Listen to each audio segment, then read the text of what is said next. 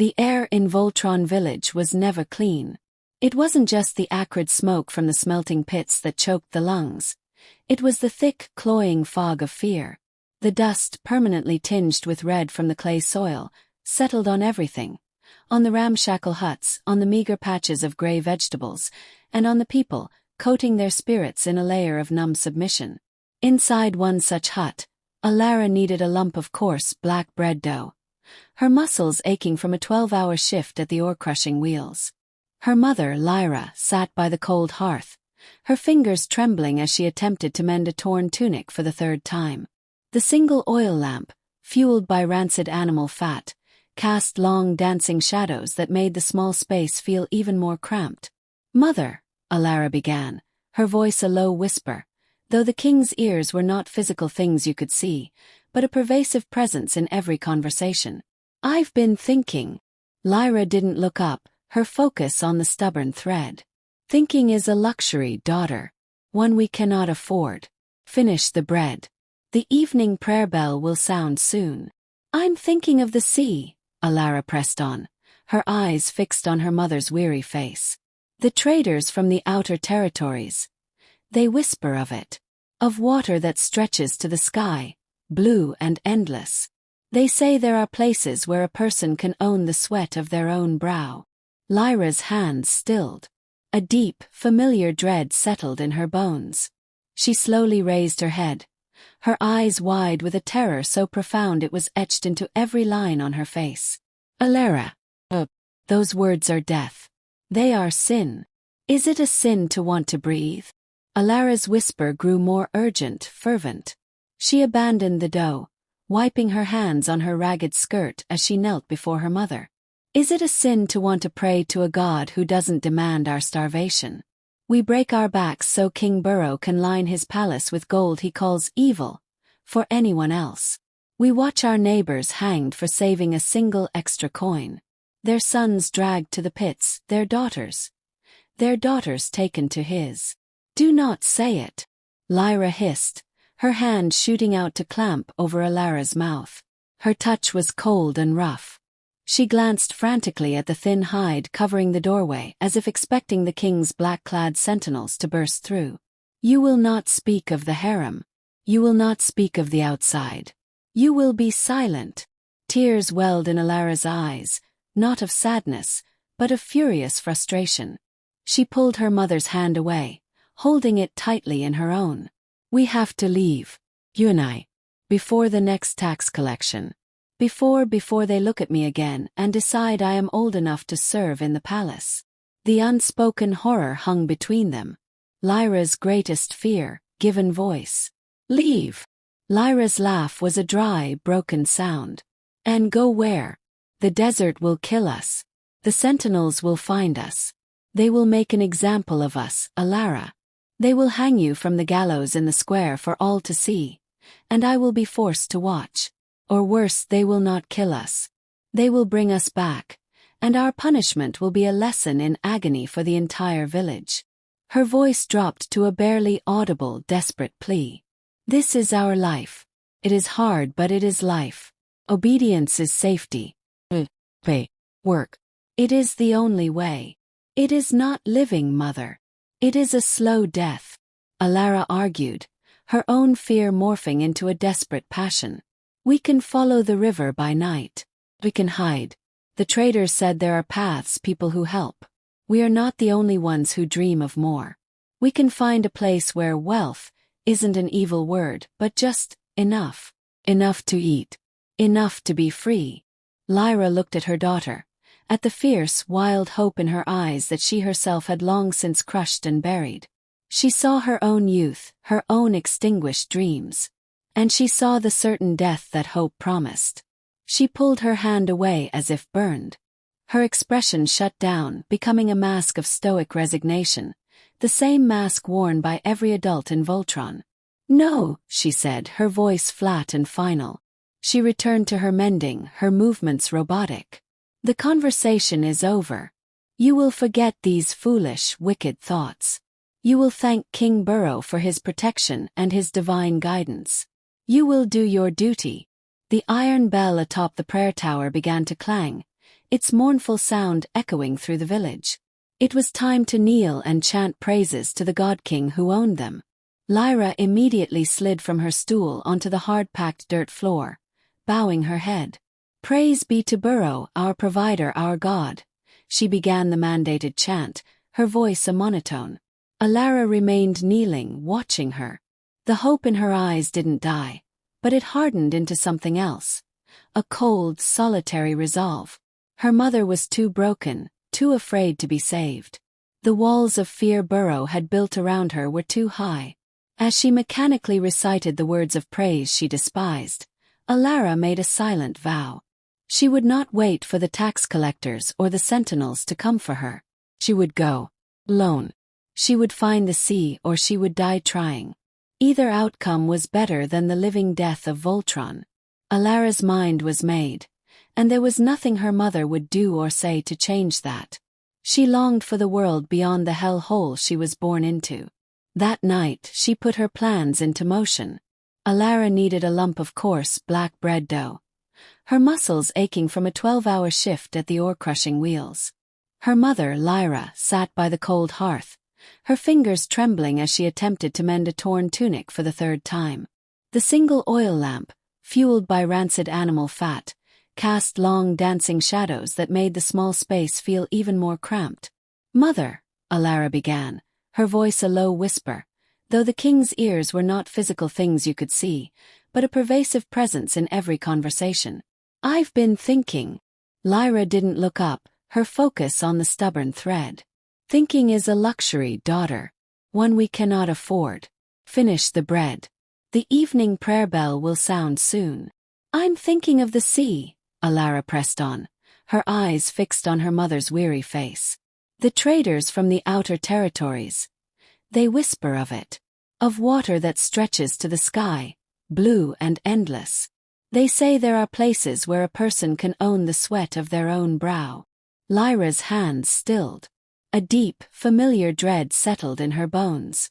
She slowly raised her head, her eyes wide with a terror so profound it was etched into every line on her face. "Alara, those words are death. They are sin. Is it a sin to want to breathe?" Alara's whisper grew more urgent, fervent. She abandoned the dough, wiping her hands on her ragged skirt as she knelt before her mother. "Is it a sin to want to pray to a god who doesn't demand our starvation? We break our backs so King Boro can line his palace with gold he calls evil, for anyone else. We watch our neighbors hanged for saving a single extra coin. Their sons dragged to the pits, their daughters taken to his." "Do not say it," Lyra hissed, her hand shooting out to clamp over Alara's mouth. Her touch was cold and rough. She glanced frantically at the thin hide covering the doorway as if expecting the king's black-clad sentinels to burst through. "You will not speak of the harem. You will not speak of the outside. You will be silent." Tears welled in Alara's eyes, not of sadness, but of furious frustration. She pulled her mother's hand away, holding it tightly in her own. "We have to leave, you and I, before the next tax collection. Before they look at me again and decide I am old enough to serve in the palace." The unspoken horror hung between them. Lyra's greatest fear, given voice. "Leave." Lyra's laugh was a dry, broken sound. "And go where? The desert will kill us. The sentinels will find us. They will make an example of us, Alara. They will hang you from the gallows in the square for all to see, and I will be forced to watch. Or worse, they will not kill us. They will bring us back, and our punishment will be a lesson in agony for the entire village." Her voice dropped to a barely audible, desperate plea. "This is our life. It is hard, but it is life. Obedience is safety. Pay. Work. It is the only way. It is not living, mother. It is a slow death," Alara argued, her own fear morphing into a desperate passion. "We can follow the river by night. We can hide. The traders said there are paths, people who help. We are not the only ones who dream of more. We can find a place where wealth isn't an evil word, but just enough. Enough to eat. Enough to be free." Lyra looked at her daughter, at the fierce, wild hope in her eyes that she herself had long since crushed and buried. She saw her own youth, her own extinguished dreams. And she saw the certain death that hope promised. She pulled her hand away as if burned. Her expression shut down, becoming a mask of stoic resignation, the same mask worn by every adult in Voltron. "No," she said, her voice flat and final. She returned to her mending, her movements robotic. "The conversation is over. You will forget these foolish, wicked thoughts. You will thank King Boro for his protection and his divine guidance. You will do your duty." The iron bell atop the prayer tower began to clang, its mournful sound echoing through the village. It was time to kneel and chant praises to the God King who owned them. Lyra immediately slid from her stool onto the hard-packed dirt floor, bowing her head. "Praise be to Boro, our provider, our God," she began the mandated chant, her voice a monotone. Alara remained kneeling, watching her. The hope in her eyes didn't die, but it hardened into something else. A cold, solitary resolve. Her mother was too broken, too afraid to be saved. The walls of fear Boro had built around her were too high. As she mechanically recited the words of praise she despised, Alara made a silent vow. She would not wait for the tax collectors or the sentinels to come for her. She would go. Alone. She would find the sea or she would die trying. Either outcome was better than the living death of Voltron. The midnight bell had tolled hours ago, its somber note swallowed by the oppressive silence of Voltron village. The only sounds were the distant rhythmic tread of the sentinel patrol and the low, hungry whine of the wind through the cracks in the hut. Alara lay perfectly still on her thin pallet, her mother's shallow, exhausted breaths a steady rhythm from across the room. Each one felt like a countdown. When she was certain Lyra was deep in the clutches of a weary sleep, Alara moved. She was a ghost in the darkness, her movements practiced and silent. She slid from the blankets, her feet finding the cold dirt floor without a sound. From a hollow space beneath a loose floorboard, her secret, guilty rebellion, she retrieved her pitiful treasures. A small, hard morsel of black bread wrapped in cloth, a jar of precious water, and one spare tunic, threadbare but clean. It was nothing. It was everything. She paused at the doorway, her hand on the ragged hide curtain. A sliver of moonlight illuminated her mother's face, etched with lines of worry even in sleep. A painful knot tightened in Alara's throat. This was betrayal. This was love. She pushed the curtain aside just enough to slip through, not allowing herself to look back. Outside, the world was a tapestry of shadows and silver. She clung to the inky blackness between huts, her heart hammering against her ribs like a trapped bird. The village perimeter was her goal, and beyond it, the vast, unknown darkness of the desert, following the faint silvery line of the dead riverbed the traders had mentioned. She was agile and knew every crooked path, every hiding spot. She made it past the last row of huts, her breath coming in short, silent gasps. Freedom was a cold, terrifying scent on the air. She could see the open land ahead, a vast emptiness that promised either death or salvation. Then it happened. A breeze shifted, carrying her scent directly toward the sentinel patrol camp on the village's edge. A deep, guttural bark shattered the silence. Then another. And another. The king's hounds, mastiffs with eyes that glowed like embers in the dark, had caught her scent. Panic, cold and absolute, seized her. She broke into a run, no longer caring about silence, driven by pure, primal terror. "Halt! Deserteer!" A voice boomed from behind her. Torches flared to life, cutting through the darkness. The thunder of boots joined the frenzied barking. She was fast, but they were trained for this. A heavy net, weighted at the corners, was thrown. It tangled around her legs, sending her crashing to the hard, unforgiving ground. The jar of water shattered, soaking her and the dry earth. The morsel of bread was crushed into the dirt. Rough hands grabbed her, yanking her to her feet. The torchlight revealed the sneering faces of the sentinels. A little mouse trying to flee the nest, one of them mocked, twisting her arm behind her back. They dragged her, stumbling and weeping, back through the sleeping village. Curtains twitched in a few huts, but no one looked out. No one made a sound. The lesson of fear had been learned too well. She was taken not to the gallows, but to the stone fortress at the village's heart. They descended into the bowels of the earth, into the dungeons. The air grew damp and cold, smelling of mildew, blood, and despair.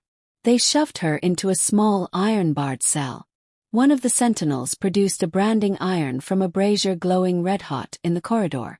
He didn't speak. He didn't need to. The message was universal. He grabbed her forearm, ignoring her frantic struggles and screams. The searing, agonizing pain of the hot metal hitting her flesh made her world go white. The sizzle and the smell of her own burning skin would be etched into her memory forever. When he pulled it away, the mark was clear. A single stylized D4 deserter. The cell door clanged shut. The torchlight retreated, leaving her in near-total darkness. And then, alone in the crushing black silence, Alara wept. She wept until her throat was raw. She wept for the pain in her arm, but more for the crushing finality of her fate. She wept for the freedom that had been so close she could almost taste it. She wept for her mother, who would wake to find her gone and branded a traitor. The weight of her foolishness, her hope, crashed down upon her, suffocating her. She had traded a life of slow submission for a destiny of certain, public punishment. Her tears felt like they were scraping her eyes from the inside, and in the profound darkness of that cell, she wished they would. She regretted every thought, every plan, every desperate dream that had led her to this moment of utter, hopeless ruin. Finally, the day of her execution came. Like the gloomy, cloudy day, Alara had given all hope of a miracle. The entire population of Voltron stood rigid, arranged in ragged rows before the old, creaking wooden dais that served as their gallows. Their faces were not masks of anger, but of profound, helpless sorrow. They knew the girl standing there, bound in heavy chains. They had watched Alara grow from a child into a fierce, hopeful young woman. They saw the fresh, angry brand on her arm, the D for deserter, a mark of a crime they had all dreamed of committing. Their only enemy was the man on the throne overlooking the square, but that enemy was a god in their eyes, and his will was law. King Boro sat, bloated and smug, on a throne carried out for the occasion.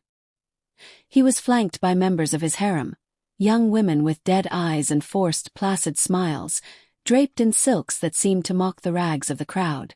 The silence was broken only by the dry creak of the rope noose swaying in the faint breeze and the ragged sound of Alara's breathing. Her face was bruised, her lips split, but she held her head high, refusing to let them see the terror that was freezing her from the inside out. Boro heaved himself to his feet and waddled to the edge of the platform. His voice a grating boom that echoed off the pitiful huts. "People of Voltron," he began. His arms spread wide as if bestowing a blessing. "You are here today to witness the price of ingratitude. You are provided for, protected. You live under my divine guidance, and yet this one," he jabbed a fat finger toward Alara, "spat upon my generosity.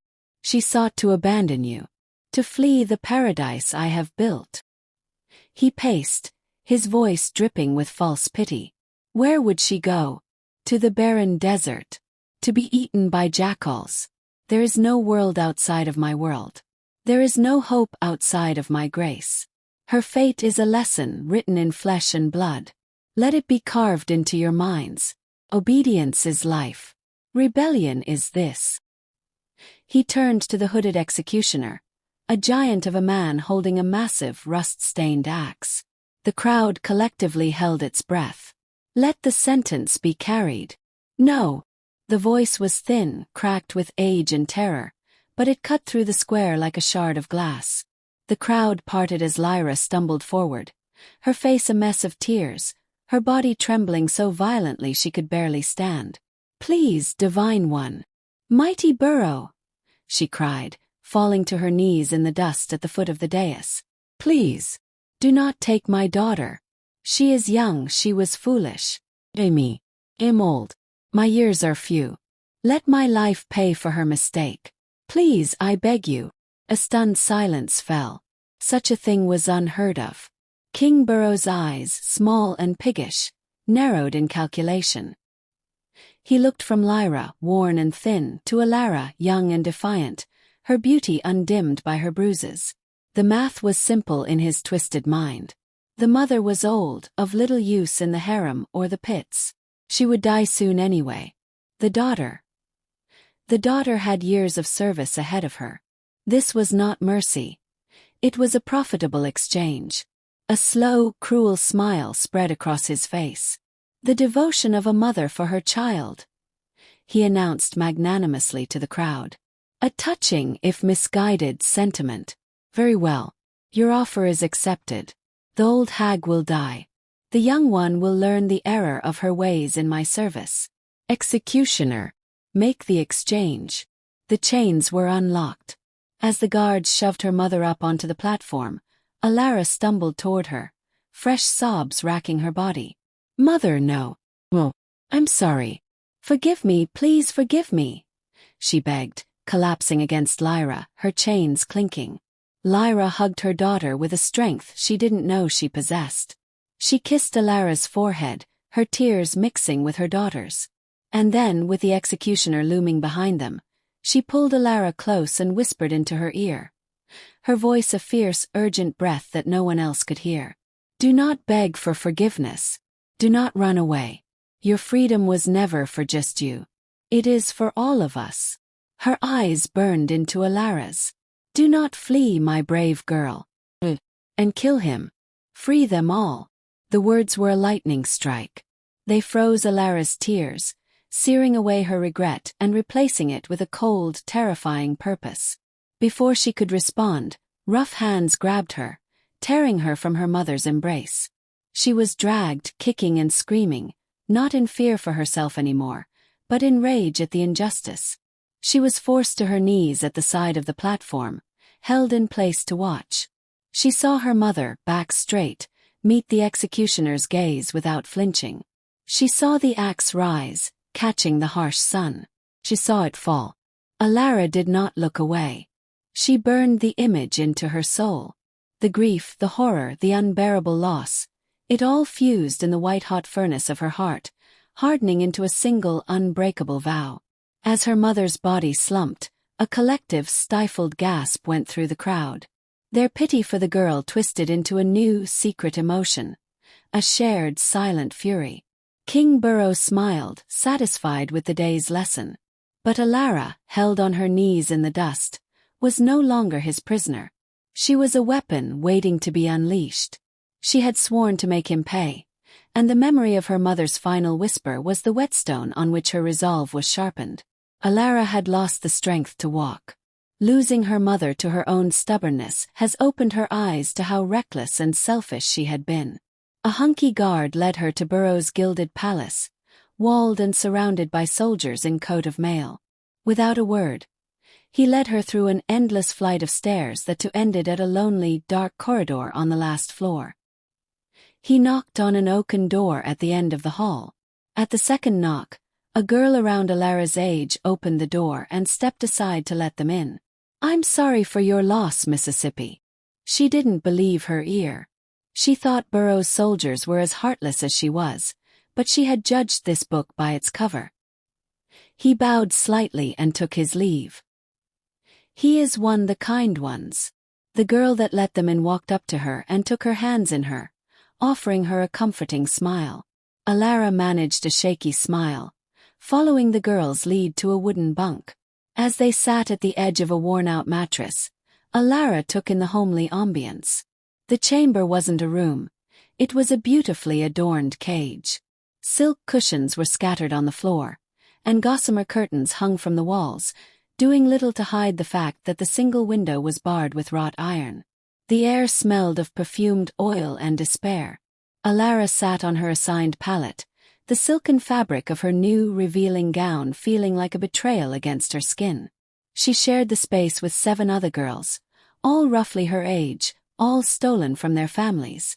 Their beauty was a uniform: hollow eyes, forced placidity, and a deep, aching sadness that mirrored her own. They moved with a silent, shared understanding, a language of slight touches and weary glances. It wasn't hard to make friends. Their common enemy was a bond stronger than any childhood camaraderie. One girl, Alara, was absently braiding another's hair, her fingers moving with a mechanical rhythm. Another, Kayla, stared blankly at the wall, tracing the pattern of the stone with her eyes. They were all so tired. The heavy oak door creaked open. A sentinel, a mountain of polished black armor, filled the doorway. His helmeted gaze swept the room, impersonal and cold. "Liana." His voice boomed, devoid of inflection. "It is your turn." A girl with fiery red hair and freckles across her nose flinched as if struck. For a fleeting second, raw terror flashed in her green eyes. Then, as if a switch had been thrown, her face went smooth, empty. She stood up, her movements graceful and obedient, the perfect doll. She didn't look at any of them as she walked toward the guard. The other girls kept their eyes downcast, a practiced response to shield themselves from the shared horror. The door closed behind Liana with a final heavy thud that seemed to shake the very room. The silence that followed was heavier than before. It was thick with the unspoken dread of who would be next. Alara's heart hammered against her ribs, but it wasn't with fear anymore. It was with a cold, crystallizing fury. The sight of Liana's forced obedience, the collective resignation in the room, it was a fuel poured directly onto the fire of her vow. Her mother's whisper in the square wasn't just a wish. It was a command. Boro wasn't just a tyrant. He was a cancer that needed to be cut out. "He will pay for this," Alara whispered, her voice low but sharp in the silence. A few of the girls looked up, their eyes wide with a mixture of shock and a faint, forbidden hope. "How?" Kayla, the one who had been staring at the wall, asked, her voice barely a breath. "No one can stop him." "We can," Alara said, her voice gaining strength. She moved to the center of the room, drawing them in. "Tell me about him. Everything. What is he like when he is with you?" The floodgates opened. They spoke in hushed, urgent whispers, their words tumbling over each other, eager to share the burden of their knowledge. "He is a drunk," Alara said, her voice laced with disgust. "He always has a golden goblet in his hand. By midnight, his words are slurred." "He is a sadist," another girl named Faye added, pulling her sleeve up to reveal a faint, yellowing bruise on her arm. "He enjoys fear. He likes to see you flinch." "But he is a coward," Kayla whispered, her eyes darting to the door as if he might hear. "He always has 2 guards stationed inside his chamber during the visits. He is afraid to be alone. He fears shadows." Alara listened, her mind working, piecing together a portrait of her target. "Drunk, sadist, coward. When is my turn?"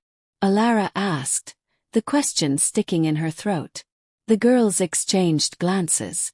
They all kept a silent mental calendar of the rotation, a countdown to their own private horrors. "The full moon," Alara said softly. "Your name is on the roster for the night of the next full moon." Alara looked toward the barred window. The moon was a thin, waning sliver. She had time. Not much, but enough. A grim resolve settled over her. The grief for her mother was still a raw wound, but it was no longer a weight that held her down. It was a weapon. Her tears had been burned away, leaving behind something hard and sharp and deadly. She looked at the faces of the girls around her, seeing not just fellow prisoners, but potential allies. The first sparks of rebellion, so long extinguished, were flickering back to life in their eyes. "Before the next full moon," Alara vowed, her voice quiet but iron-strong, "I will be ready." She would not go to Boro's chamber as a victim. She would go as an instrument of vengeance. She would fulfill her mother's last wish. She would free them all. Days rolled into weeks. Alara had not yet solved the puzzle on what to do about King Boro. She paused her thoughts and left the chambers to pick herbs with Benita. The king's woods were a gilded cage within the larger prison of Voltron. Tall, ancient trees offered a semblance of privacy, but the 2 sentinels trailing 20 paces behind were a constant reminder of their captivity. Their assigned task, gathering medicinal herbs, was one of the few respites the harem girls were granted, a necessity to keep his treasures in good health. Alara walked beside Benita, her basket looped over her arm. Benita, a girl with quiet eyes and clever hands, was the unspoken physician of their chamber. She pointed out plants with a gentle authority. "See these leaves. Silverleaf," she murmured, plucking a few and placing them in Alara's basket. "For fever. And this here bitterroot. Paste for wounds. Chew it for toothache, though the taste is foul." Alara nodded, pretending to absorb the lesson. Her heart was a frantic drum against her ribs. This was her chance. She had watched Benita for days, noting her knowledge, her compassion, and her deep-seated caution. "Benita," Alara began, her voice barely a whisper, pitched so the rustling leaves would mask it from the guards. "You know so much. What of pests? The storerooms are full of rats. What would you use if you were to kill one?" Benita's hands stilled on a stalk of mint. She didn't look at Alara, but her shoulders tensed. "Rats are clever. They avoid most things that would harm them," she said, her tone deliberately neutral. "But surely you know of something." Alara pressed gently, keeping her expression one of innocent curiosity. "Something potent. Something that would ensure it doesn't come back." Benita finally glanced at her, and Alara saw the flicker of understanding in her eyes. She wasn't asking about rats. "I couldn't. What if someone mistaken it for something else? What if a person were to be harmed? The accusing finger would point straight to me." Her voice was tight with fear. "I use my knowledge to heal, Alara, not to harm." "I know," Alara said softly, laying a comforting hand on Benita's arm. "And it's a noble thing. I only ask because I fear the rats will spoil what little food we have. We all rely on you so much. You are the only one with the wisdom to protect us, even from that." She poured sincerity into her words, framing the request as an act of care for their shared community. She appealed to Benita's pride in her role, her sense of responsibility. She watched the internal conflict play out on the other girl's face, fear warring with a desire to be helpful, to be needed. Finally, Benita let out a shaky breath. She looked around furtively, ensuring the guards were still at a distance, bored and paying little attention. "This information. It must not fall into the wrong hands," she whispered, her voice trembling. "It won't," Alara vowed, her gaze steady. "It stays with me. For the rats." With a nervous nod, Benita led her off the main path, deeper into a damp, shaded area near a trickling stream. She stopped before a low-growing bed of plants with clusters of 3 glossy leaves. "Here," Benita whispered, her voice barely audible. "Poison ivy. But you must listen carefully. For a rat, you would need to extract the oil from the leaves. A few drops, no more, mixed with its food. It will cause a terrible swelling inside. It will stop its heart." He shuddered. "But you must be precise. Too little and it is useless. Too much, and the taste might be detected." While Benita spoke, her eyes darting nervously between the plant and the distant guards, Alara's mind was laser-focused. She committed every word to memory. "Extract the oil, a few drops, stops the heart." As Benita continued her hushed, anxious lecture on the dangers and the need for extreme caution, Alara's movements were swift and silent. Under the pretense of adjusting her sandal, she knelt. Her fingers, shielded by the broad leaves of a nearby plant, deftly plucked a dozen of the glossy 3-leaved clusters. She didn't need a lot, just enough. She tucked the poisonous leaves deep into a hidden fold of her sash, her heart pounding not with fear, but with triumph. When she stood, her face was a mask of grateful innocence. "Thank you, Benita," she said, her voice soft. "You've been a great help. Our stores will be safer now." Benita nodded, still looking uneasy, clearly hoping she had just solved a pest problem and not enabled an assassination. As they turned to rejoin the guards, Alara's basket was full of harmless silverleaf and bitterroot. But hidden against her skin was a far deadlier harvest. The ghost of a plan was now a tangible weapon. The next full moon was no longer a date with terror, but a deadline for vengeance. The night of the full moon arrived, casting a cold silver light through the barred window of the harem chamber. The air was thick with a silent, shared dread. Alara sat on her pallet, a small clay teacup cradled in her hands. Inside, a dark, pungent ginger tea steamed, its sharp scent masking the bitter extract she had painstakingly prepared from the poison ivy leaves. Her hands trembled so violently the liquid rippled. Every creak of the floorboards in the hall outside made her jump. The reality of what she was about to do was a cold stone in her stomach. This wasn't a fantasy of revenge anymore. It was a suicide mission. She was going to die tonight. The only question was whether she would take the king with her. The heavy, familiar tread of the sentinel echoed down the corridor. This was it. A panicked sob caught in her throat. She stood up, her legs weak, and the teacup slipped from her fingers. It shattered on the floor, the poisoned tea spreading in a dark stain across the stones. It was an omen. Sign to stop. No, she whispered, staring at the wreckage. I can't do it. Before the despair could fully claim her, Benita was there. She had been watching all evening.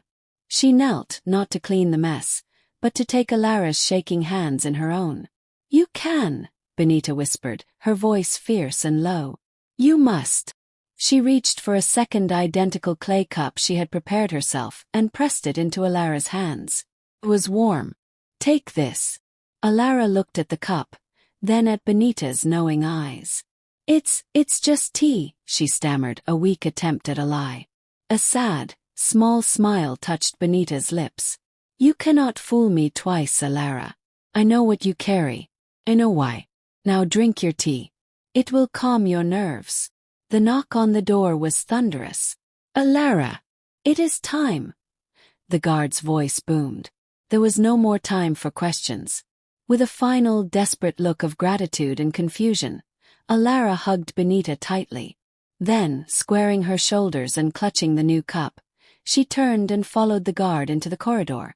King Boro's private chambers were a den of opulent decay. He lounged on a mountain of silks and furs, a golden goblet of wine already in his hand. His eyes, glazed with drink and lust, roamed over her. Ah, the new one. The little deserter, he slurred, a cruel smile on his lips. Come here. Alara approached, her heart hammering. My king, she said, forcing her voice to be soft, subservient. I have brought you a tea. To enhance the evening. She held out the cup. Boro glanced at it and laughed, a wet, ugly sound. I have wine, girl. I don't need your peasant brew. I have a different thirst tonight. He leered at her, making no move to take the cup.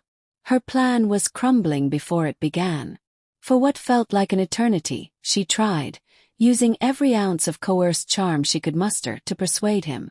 She spoke of its aphrodisiac properties, of rare spices.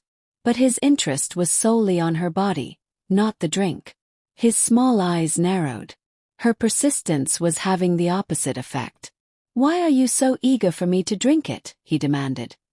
His voice losing its drunken slurs and turning suspicious.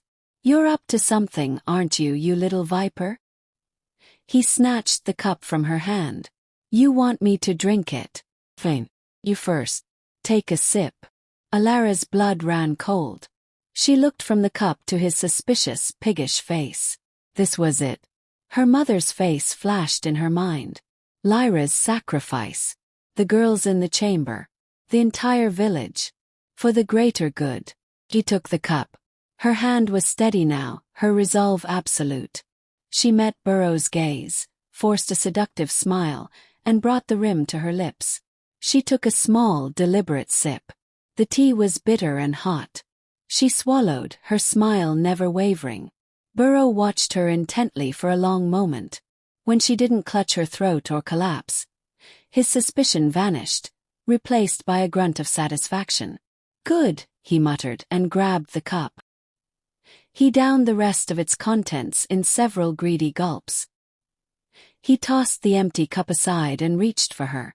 What followed were the longest, most horrific minutes of Alara's life. She endured his touch, her mind screaming, waiting. Then he suddenly stopped. His face contorted in confusion. A warm, wet trickle ran from his nose. He touched it, his fingers coming away red with blood.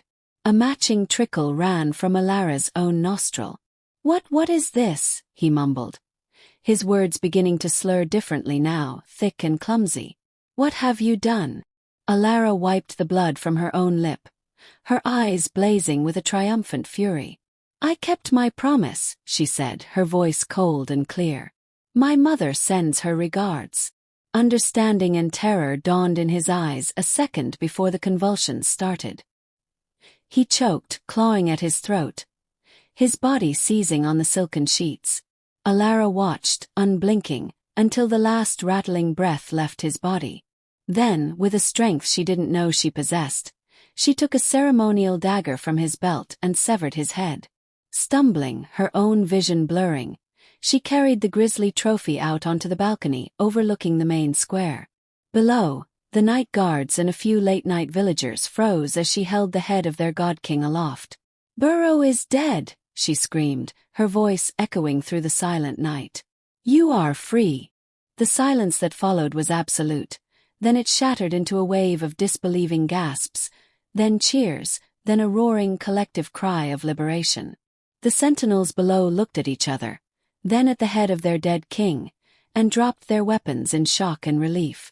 Alara stumbled back inside, her strength failing.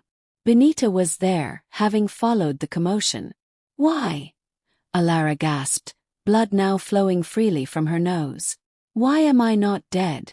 Benita caught her as she fell. "I am not just a herb girl," she whispered, holding her friend. "I am an apothecary's daughter. The day you asked me about the poison, I knew. I began adding a mild antidote to your food every day.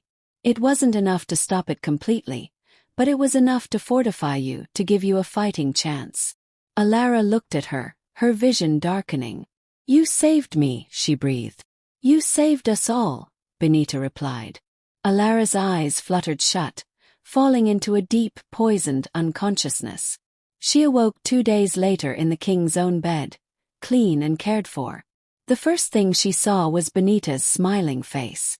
The second was a delegation of village elders and former sentinels standing at the foot of the bed. On a velvet pillow lay a crown, not of sunken gold, but of woven silverleaf and bitterroot, forged anew. They begged her. They pleaded. They had no king, no god. They had a savior. Weak but resolute, Alara finally nodded. She accepted the crown. Under Queen Alara's reign, the taxes were abolished. The forced labor ended. The harem was dissolved, its members becoming free women.